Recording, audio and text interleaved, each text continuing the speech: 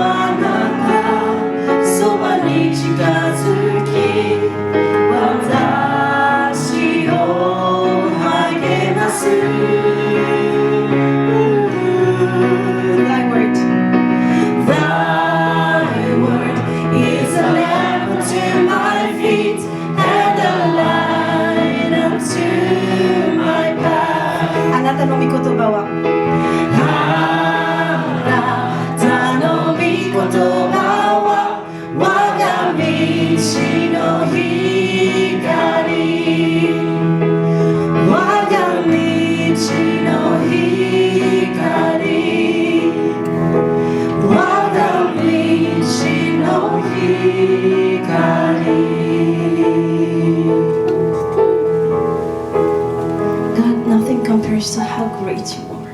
神様あなたの偉大さに適するものはありません。The heaven declares your glory and the earth points to your power. 天はあなたの栄光を告げ、地はあなたの力を示しています。All glory and honor belong to you alone. すべての栄光と名誉はあなただけのものです。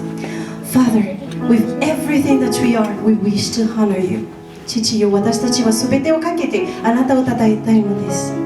Open up our hearts to receive your words today and humble our spirit to obedience. 今日はあなたの言葉を受け入れるために私たちの心を開き、私たちの聖書を謙虚にして従わせてください。May you also lead your servant to only speak your truth. あなたのしもべがあなたの真実だけを語るように導いてくださいますように。